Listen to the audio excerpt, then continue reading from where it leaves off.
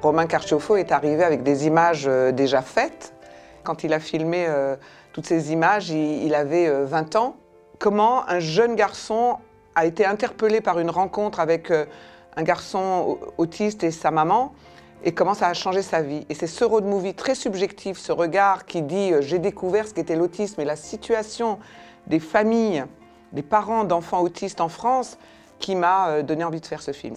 Je suis productrice, c'est vrai, mais je suis aussi philosophe, et particulièrement philosophe de la relation.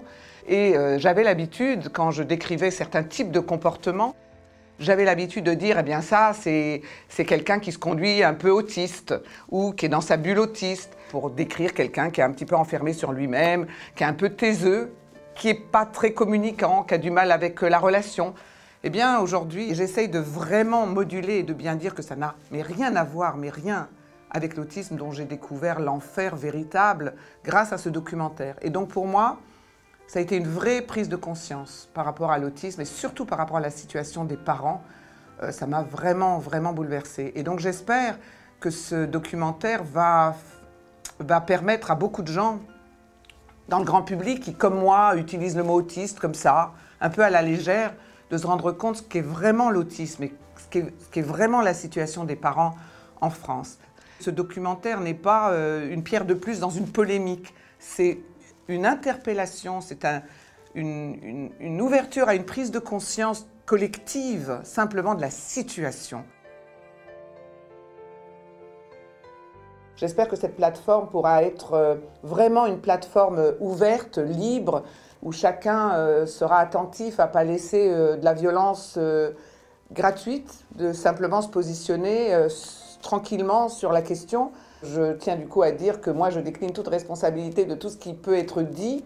Je laisse la parole ouverte à chacun.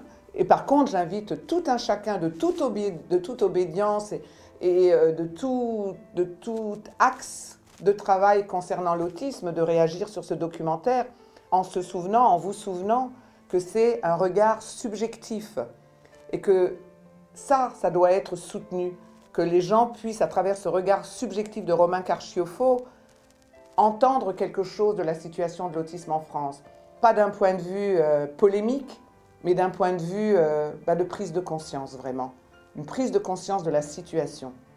Si ce documentaire a permis ça, et si cette plateforme permet un dialogue avec tous les partenaires et de permettre peut-être d'ouvrir le dialogue vers plus d'harmonie et plus de puissance d'un travail en commun, eh bien je me dirais que j'ai bien fait et que je suis plus que contente d'être la productrice de Solutions d'Espoir.